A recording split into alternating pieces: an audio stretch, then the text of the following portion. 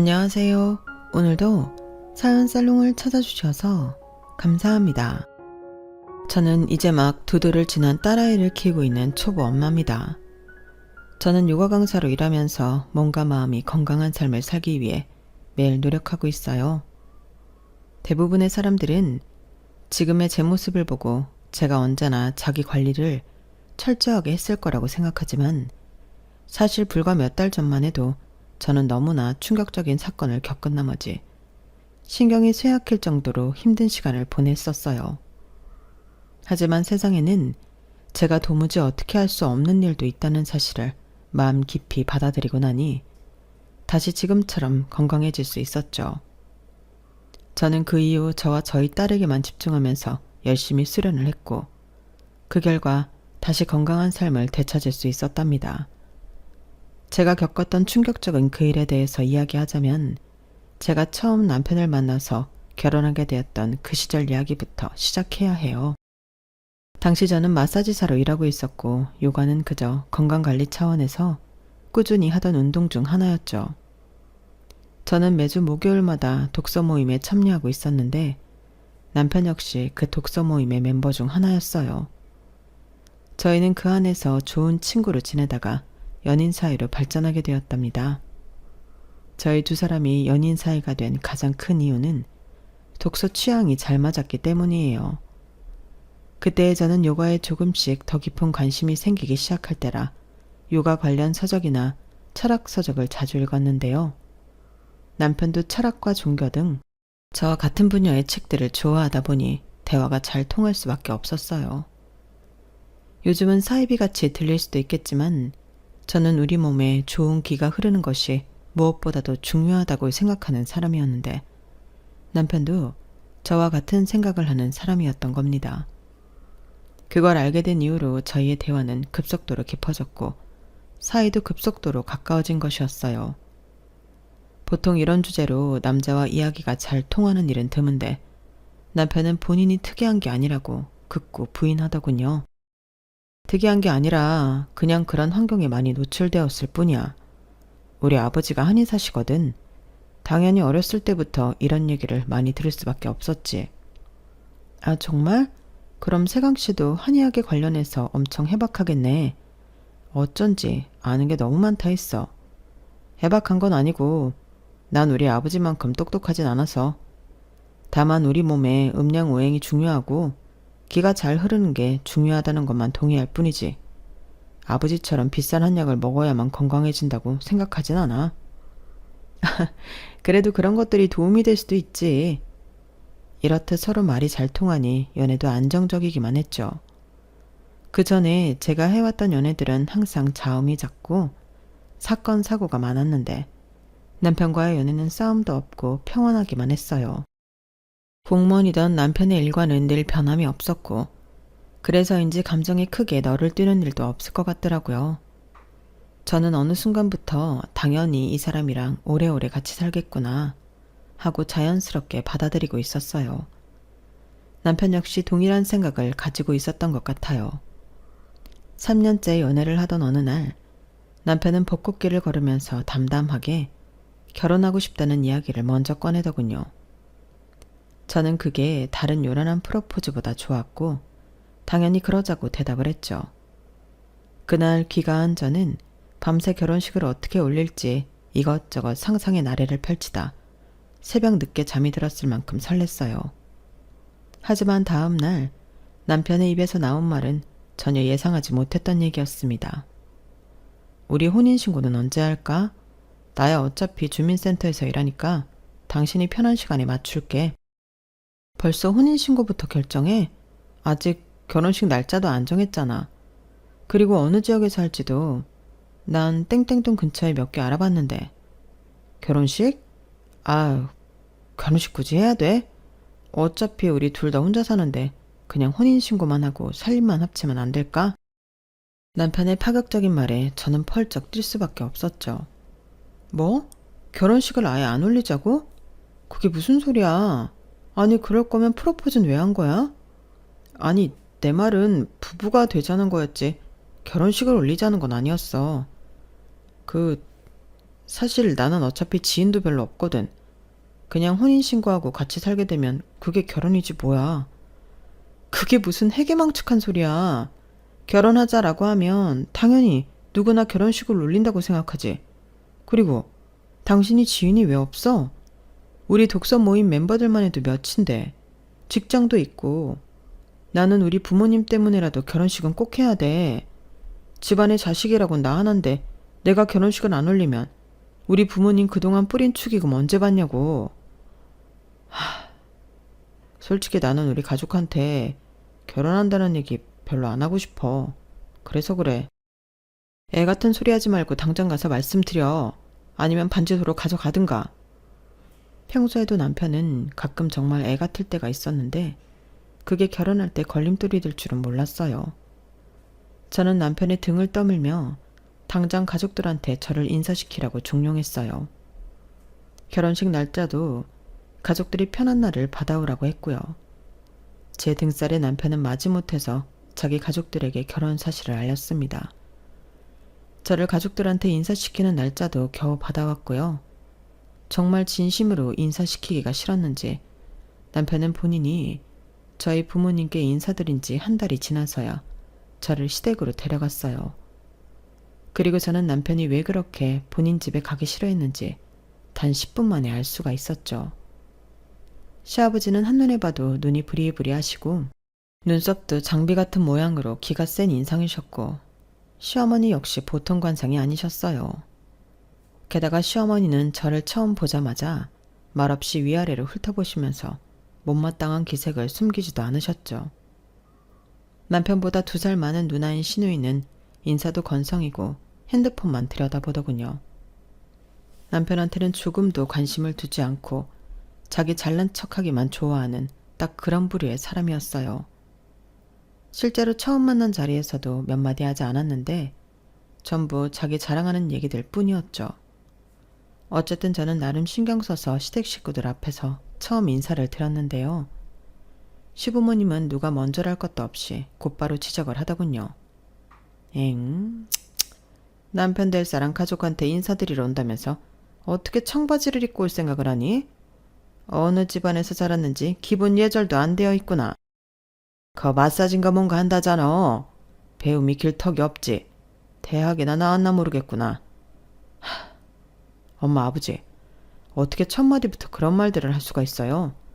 이래서 제가 부모님께 이 사람 인사도 안 시키고 싶었던 거예요. 제가 싫다고 했는데 이 사람이 그래도 인사드리고 싶다고 해서 자리 만든 거라고요. 말씀 좀 가려하세요. 초면에 청바지를 입고 와서 죄송합니다. 그런데 저 대학은 나왔어요.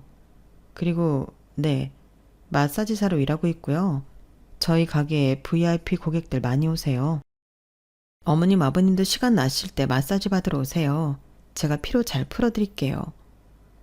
어디서 근본도 없는 마사지를 하면서 VIP는 무슨 주제넘는 소리라는 버르장머리 고치려면 너나 내 병원으로 와라.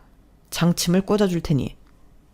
초반에는 시부모님이 너무 악담을 해서 조금 당황하긴 했지만 애초부터 어느 정도 천대받을 걸 예상하고 갔기에 저는 금방 적응을 했어요.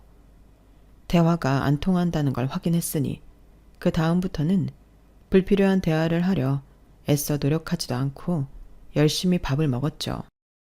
막상 제가 말을 안 하니 오히려 시부모님 쪽에서 결혼은 언제 할 거며 신혼집은 어디에 마련할 거냐는 등 이것저것 물어보시더군요. 저는 물어보시는 말에만 친절하게 대답해 드렸답니다.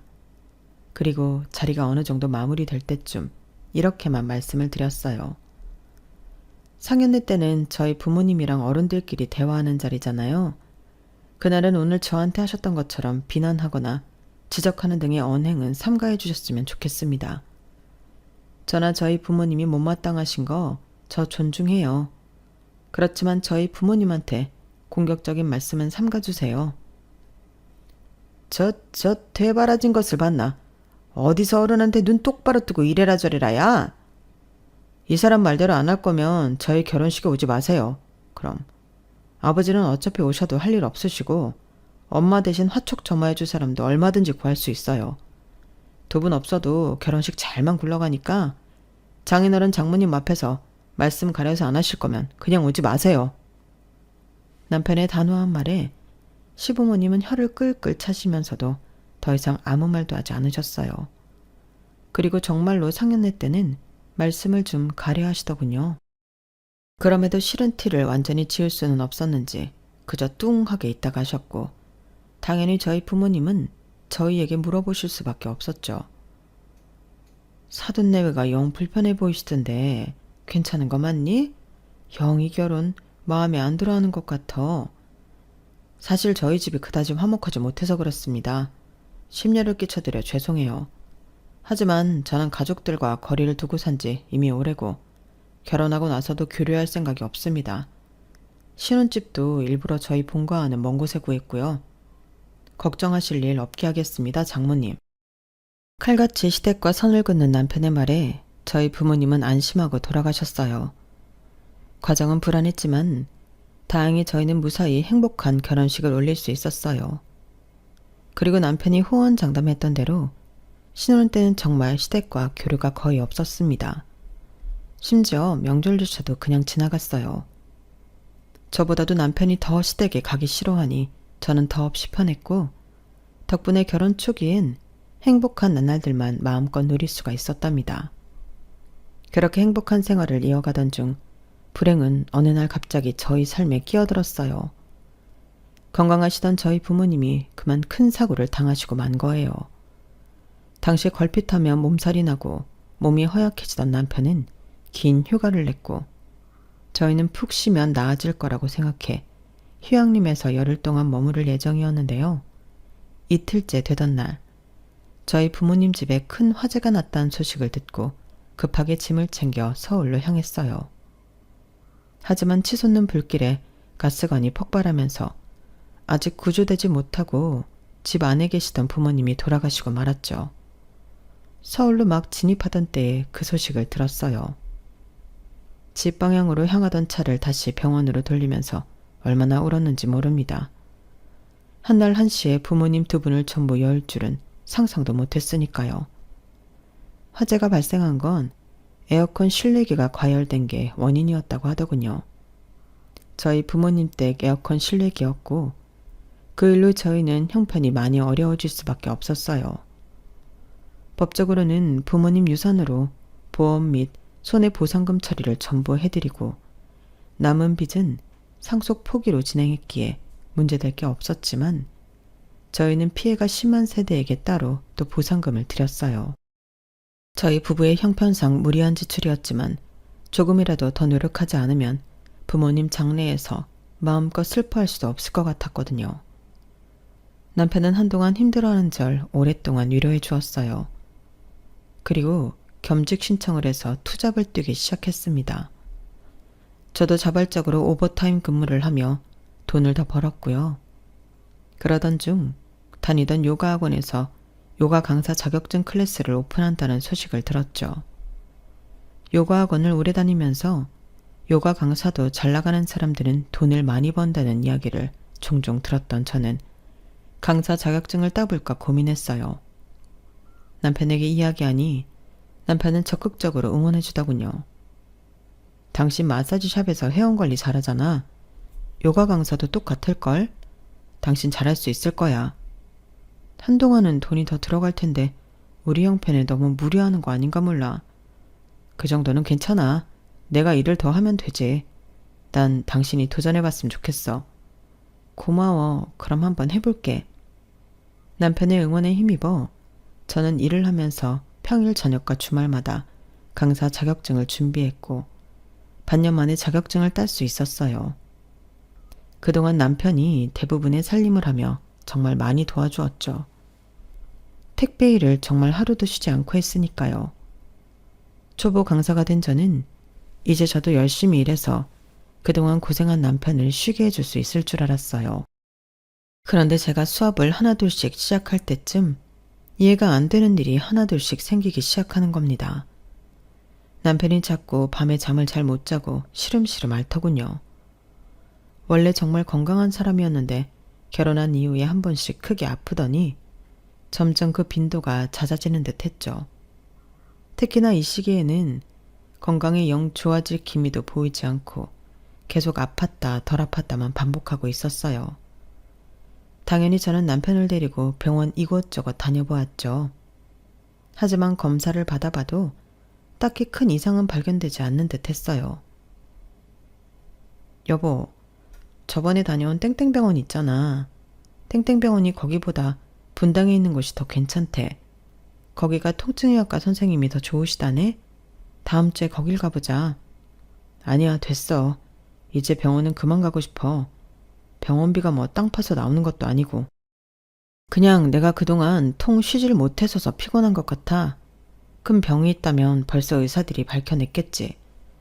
당신이 그냥 피곤하기만 한 게 아니잖아. 잘 때 계속 끙끙 앓으니까 그렇지. 안 그래도 택배일을 다음 달까지만 하려고 이미 얘기는 해놨어. 거기도 새로운 사람 구할 시간이 있어야 하니까 다음 달까지만 하고 그 이후에는 좀 쉬어볼게. 그럼 괜찮아질 거야. 뾰족한 수가 나오지 않자 남편은 더 이상 병원에 가지 않겠다고 했어요. 대신 겸직으로 일하던 택배 일을 줄이겠다고 했죠. 저는 그래도 병원에 가는 걸 포기할 수 없어 몇 번이나 더 남편을 설득해보려고 했지만 남편은 완강하게 싫다고 하더군요. 그래서 남편이 택배 일을 그만두기까지만 손꼽아 기다렸죠. 그 사이 남편은 자기가 자면서 끙끙 앓는 게 신경이 쓰였는지 아예 저랑 따로 자겠다며 옷방에 이부자리를 깔고 잤어요. 제가 가뜩이나 몸이 안 좋으니 당신이 침대에서 자라고 해도 말을 안 들으면서요. 결국 저는 어쩔 수 없이 남편을 예의주시만 하며 내버려 두고 있었는데요. 애써 큰일이 아닐 거라고 마음을 다독이며 하루하루를 보내던 어느 날 남편에게서 믿기지 않는 소식이 들려온 거예요. 남편은 저희가 살던 지역만 택배 배달을 했기 때문에 트럭이 아닌 9인승 차를 타고 짐을 나르곤 했어요. 뒤에 공간을 전부 짐칸으로 쓴 거죠. 그런데 남편이 골목길에서 좌회전을 꺾는데 뒤에 실었던 짐들이 전부 쏟아졌다는 겁니다. 트렁크 문이 열려서 말이죠. 남편은 그날따라 짐이 많아 본인이 트렁크 문을 끝까지 닫지 못했던 것 같다며 자책을 했지만 저는 그럼에도 이 사고가 이해가 되질 않았습니다. 트렁크 문이 설령 열렸다고 해도 골목길에서 좌회전을 해봤자 얼마나 세게 했다고 짐이 전부 길거리로 쏟아지나요? 조금 경사가 진 골목이쯤이야 했지만 그래도요. CCTV를 봐도 이해가 안 가더라고요. 하지만 제가 이해가 가던 말던 어쨌든 망가진 물건들은 저희가 배상을 해줘야만 했습니다. 작은 사이즈의 택배가 아예 분실된 것도 있었거든요. 게다가 골목길에 주차되어 있던 차량들까지 날아오는 짐들에 맞아서 피해 보상 청구를 해왔고요. 이제 좀 금전적으로 안정이 되나 했더니 또 엄청난 지출이 생기고 만 것이었죠. 하지만 그래도 이때까지는 자책하는 남편을 위로해 줄 수 있었어요. 마침 또 제가 요가 강사로 일을 시작했으니 당연히 둘이 함께 일을 하면 빨리 마이너스를 메울 수 있을 거라고 생각했죠. 큰 불행이 찾아온 중 아이러니하게도 그 사고가 터지고 며칠도 되지 않아서 저에게 놀라운 일이 생겼는데요. 바로 아이를 가졌다는 거였습니다. 사실 결혼한 지 몇 년이 되어도 아이 소식이 없어 초조함이 생기던 차였는데 갑자기 임신을 해서 저는 일단 기뻤어요. 그리고 그날 바로 남편에게 이 소식을 알려주었죠. 그런데 남편은 오히려 심각한 표정을 짓더니 한 5초쯤 있다가 억지로 웃으며 기뻐하는 척을 하더군요. 당연히 저도 기분이 상할 수밖에 없었죠. 왜? 걱정돼? 괜찮아. 우리 애 잘 키울 수 있어. 아니야. 걱정하는 게 아니라 오늘 좀 피곤했어서 그래. 당연히 기쁘지. 혹시 아이 가지기 싫었던 건 아니지? 무슨 그런 말을 해. 당연히 아이는 늘 가지고 싶었지. 남편이 영혼이 하나도 없는 말투로 기쁜 척을 하는 모습에 저는 됐다며 그냥 안방으로 들어와서 잠들어 버렸어요. 물론 저도 저희의 형편상 애를 잘 키울 수 있을까 하는 걱정이 생기긴 했지만 그래도 애써 긍정적으로 생각하고 있었는데 남편의 반응에 제대로 마음이 상하더군요. 그렇게 안 좋은 마음으로 겨우 잠이 들었는데 한 2시간쯤 지났으려나요? 저는 부산스러운 소리에 다시 잠이 깰 수밖에 없었어요. 거실로 나가보니 남편이 외투를 챙겨 입고 있더군요. 뭐야? 무슨 일이야? 나가려고? 응, 깼어. 남편의 목소리도 안색도 너무 안 좋아서 이마에 손을 올려보았더니 세상에 몸이 펄펄 끓고 있는 겁니다. 저는 깜짝 놀랐어요. 열이 왜 이렇게 심하게 나? 당신 괜찮아? 지금 병원 가게? 당신은 쉬고 있어. 나 혼자 다녀올게. 이런 상태로 어떻게 혼자 가? 기다려, 외투 가져올게. 부모님 불렀어. 어? 부모님? 시댁 말하는 거야? 아버지가 의사시잖아. 부모님이 병원으로 와주신다고 했어. 병원 갔다가 부모님 댁에 좀 있다 올게. 병원 많이 다녀봤지만 양약으로는 한계가 있는 것 같아서 일부러 불렀어. 부모님 있는데 당신 데려가고 싶지 않아. 내가 연락할게. 집에 있어. 시댁 식구와 관련해서는 늘 저보다 더 예민하게 굴던 남편이었기에 저는 결국 남편의 말을 들을 수밖에 없었어요. 대신 택시를 타는 순간까지 함께 있어주었고 병원에 도착하자마자 전화하라는 말을 30번쯤 하고 남편을 보내주었죠. 그리고 거실 소파에 앉아 밤새도록 남편의 전화를 기다렸는데요. 저는 다음 날 날이 밝아서야 연락을 받을 수가 있었어요. 남편이 아닌 시댁에서 시어머니한테서 온 연락이었죠. 어제 저녁에 석진이가 집으로 오는 길에 사고를 당했다. 네? 뭐라고요? 무슨 사고요? 택시를 타고 오다가 도로에서 고라니를 쳤다고 하더구나. 기사랑 석진이 둘 다 다쳐서 병원에 와 치료받는 중이다. 고라니라고요? 아니 병원 가는 길에 그럴 만한 도로가 없을 텐데요. 어제 병원으로 바로 간다고 했는데 그럼 남편은 얼마나 다쳤어요? 심각한가요? 병원? 석진이는 우리 집에 오는 길이었어. 우리 집으로 오는 길에 큰 산 옆으로 난 길 있잖냐. 어쨌든 그리 됐다. 어제 그이가 많이 아파서서 병원으로 바로 간다고 했었거든요. 어쨌든 그래서 어느 병원이에요? 남편은 얼마나 다쳤는데요? 석진이는 괜찮다. 치료받으면 다 나을 거야. 어머님, 병원은 어디냐고요? 석진이가 오지 말라고 한다. 너한테 어디 병원인지 알려주지도 말라고 하고. 네? 그게 무슨 말도 안 되는 소리예요. 남편 좀 바꿔보세요. 말도 안 되는 소리라며 제가 빨리 병원을 알려달라고 소리쳤지만 시어머니는 남편을 바꿔주지도 않고 끝까지 병원을 알려주지 않은 채로 전화를 끊어버렸어요. 그 뒤로 수십 통의 전화와 문자를 했지만 시어머니는 침묵을 일관하더군요. 남편에게서는 아무런 소식도 없고 급기야 남편의 핸드폰이 아예 꺼진 것 같더군요. 시댁에서 작정하고 저한테 아무것도 알려주지 않으니 저는 아무것도 할 수가 없었어요. 남편이 그날 저녁에 타고 갔던 택시조차도 남편이 부른 거였기 때문에 택시 기사에 대한 정보도 알 수가 없었죠. 시댁에 작정하고 찾아가 몇 날 며칠 지켜봐도 시부모님은 아예 집에 들어오지도 않는 듯 했어요.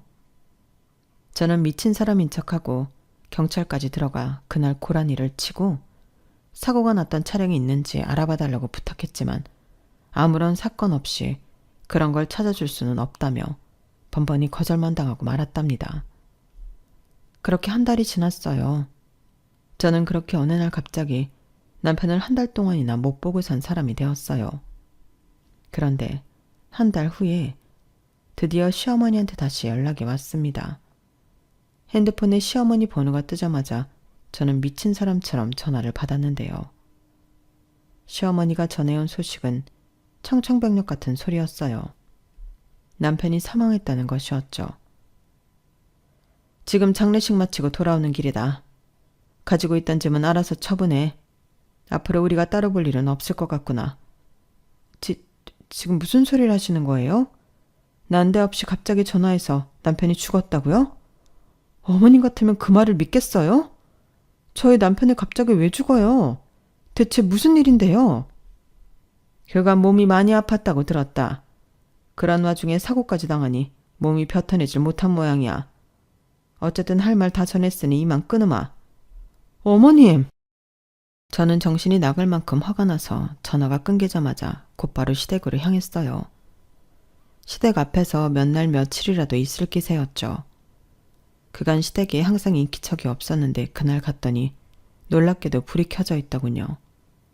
저는 미친 사람처럼 초인종을 100번도 더 누르고 문을 미친 듯이 두드리며 당장 나오시라고 고래고래 소리를 질러댔어요. 시댁 식구들은 꼼짝도 않고 나올 기미를 보이지 않았죠. 저는 과장 하나도 없이 3시간을 넘게 그 앞에서 계속해서 난동을 부렸습니다. 그랬더니 시아버지가 문을 열고 나오더군요. 저는 시아버지를 보자마자 득달같이 달려들었어요. 시아버지를 옆으로 밀치고 시댁 집 안으로 들어가려고 했죠. 하지만 시아버지가 더 힘이 세시더군요.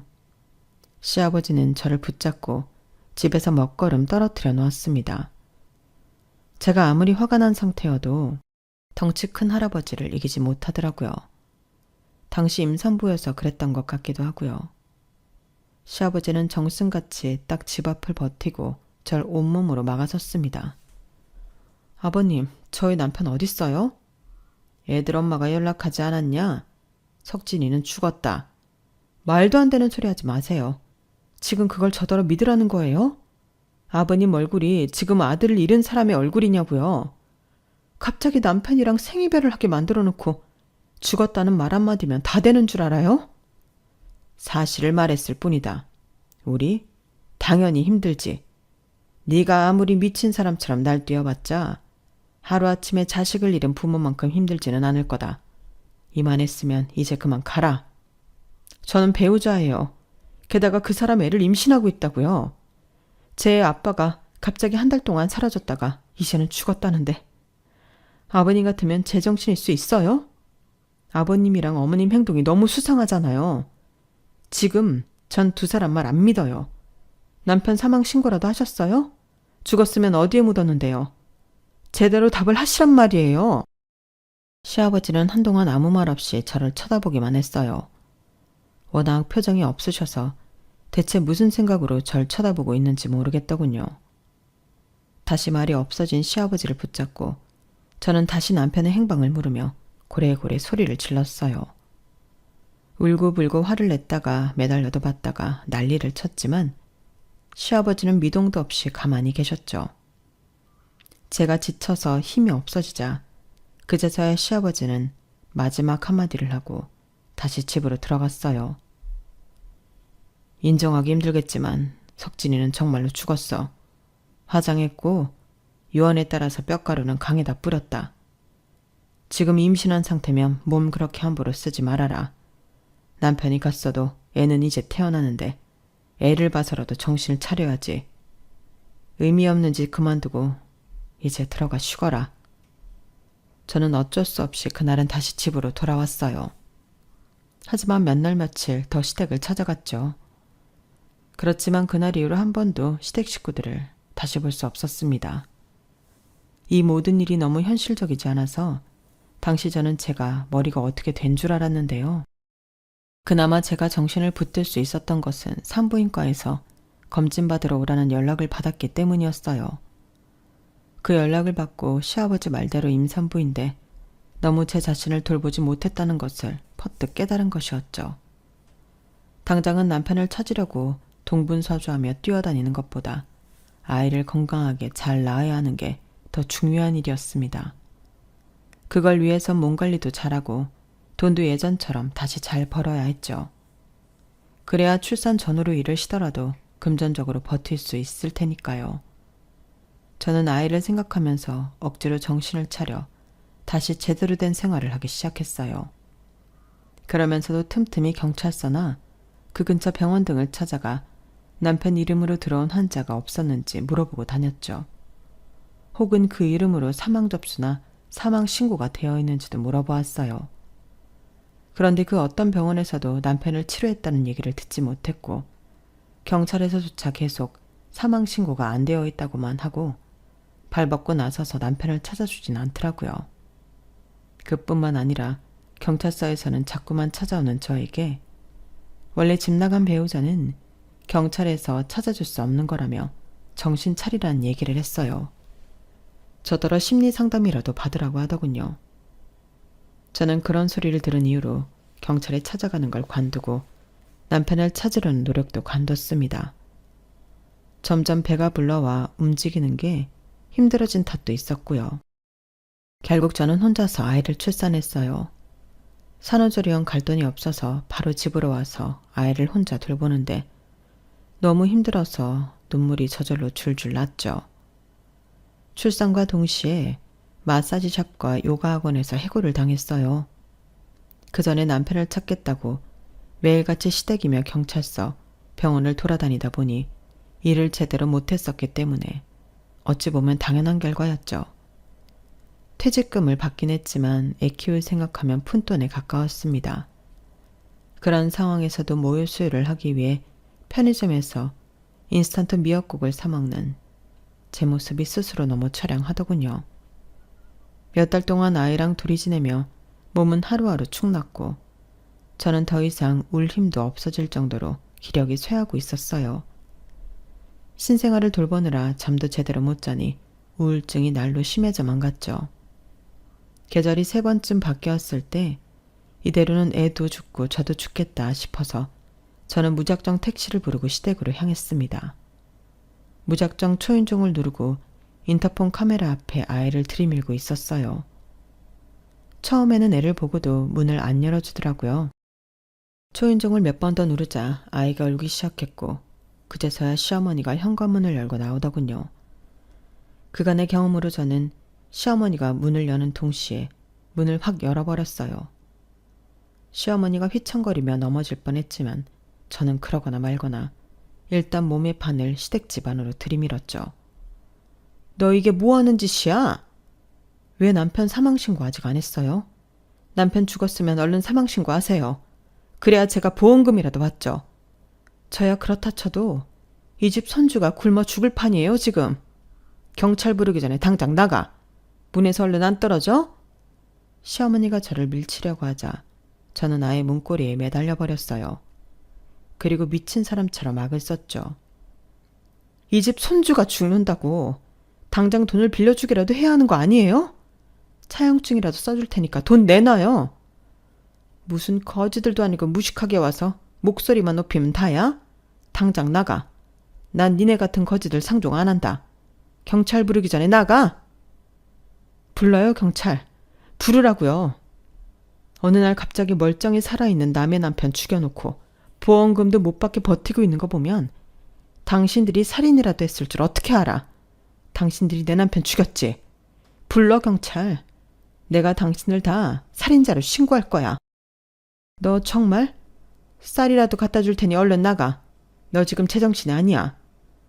당신들이 조금이라도 상식적으로 그렇으면 저도 애기도 이런 고생 안 해요. 당신들이 이딴 짓을 하고도 사람이에요? 어떻게 생사람을 잡아놓고도 인간이냐고. 그동안 쌓여있던 억울함과 서러움이 전부 토해져 나오면서 저는 결국 문에 매달린 채 엉엉 울면서 통곡하고 말았어요. 당신들 모두 지옥에 떨어질 거라고 욕을 해대면서요. 그런데 그때였어요. 어떤 사람이 거실에서 현관으로 걸어 나오더군요. 저는 자연스럽게 그쪽으로 눈이 가게 되었는데요. 그 사람을 보니까 현관문을 잡고 있던 손이 저절로 힘이 풀리고 멍하니 그 사람을 응시하게 되었어요. 그 사람은 제 남편이었습니다. 하지만 제가 놀란 건 죽었다던 남편을 만나서가 아니었어요. 당신 뭐야? 당신 내 남편 맞아? 꼴이 그게 뭐야? 제가 놀란 건 남편의 몰골이 너무 이상했기 때문입니다. 화장이며 한복이며 요상한 꼴을 한 남편은 절 보고 낮은 목소리로 말했어요. 그동안 속여서 미안해. 당신이랑 가까이 있으면 안 되는 상황이었어. 신을 받았거든. 신을 받았다고? 그게 무슨 무당이라도 됐다는 거야? 믿을 수 없는 이야기였지만 남편의 몰골은 그게 아니고선 설명이 안 됐어요. 제가 너무 황당해서 아무 말도 못하고 굳어있는데 시어머니는 얼른 아기를 안아서 안으로 들어가더군요. 남편은 저를 이렇게 세워서 집 안으로 데리고 들어갔어요. 시아버지는 시어머니한테 애를 받아들고 얼른 달랬고 시어머니는 주방으로 들어가시는 것 같았어요. 저는 남편이 이끄는 대로 거실 소파에 앉아서 이 모든 말도 안 되는 일을 이해하려고 애썼습니다. 한편으로는 제가 드디어 미쳤나 싶기도 했고요. 제 옆에 앉은 남편은 땅이 꺼져라 한숨을 쉬며 이야기를 시작했어요. 사실 재작년부터인가 자꾸 이상한 꿈을 꾸기 시작했어. 당신은 잘 이해할 수 없겠지만 하긴 나도 직접 겪으면서도 이해가 안 됐으니까.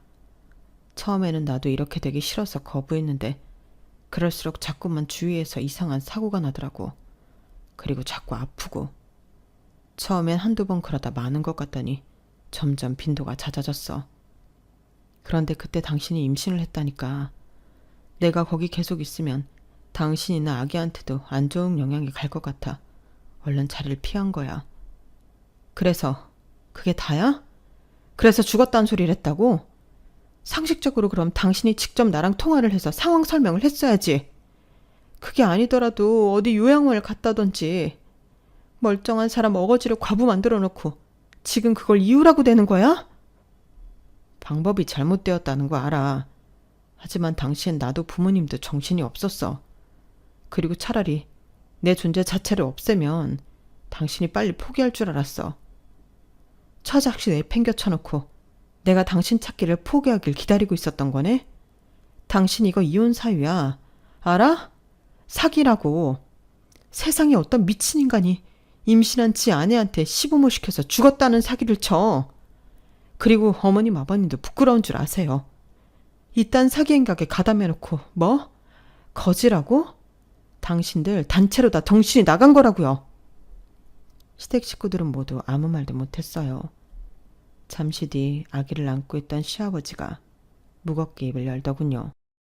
그럼 어떡하니? 아들놈은 목숨이 꼴딱 넘어갈 것 같은데 한약도 양약도 안 들고 무당이 안 되려면 굿을 하라더니 굿하고 나니까 얼마든지나 또 애가 쓰러지더구나. 결국 무당이 될 수밖에 없다면서 또 굿을 하고 굿 한 번 할 때마다 돈이 얼마나 드는지 알아? 우리가 무슨 재벌도 아니고 말이야. 너한테 그렇게까지 할 생각은 없었다. 그런데 우리도 얘 옆에 있으면서 이상한 일이 많이 일어났어. 임산부한테 피해주고 싶지 않았다. 그뿐이야. 그런데 네가 좀채 포기하질 않으니 우리도 지쳐서 말이 좀 험하게 나갔던 것 같구나. 미안하다. 그래, 그리고 석진이가 또 용해. 우리도 여즉 석진이 말 들은 건 그래야 아기가 산다 그래서였어.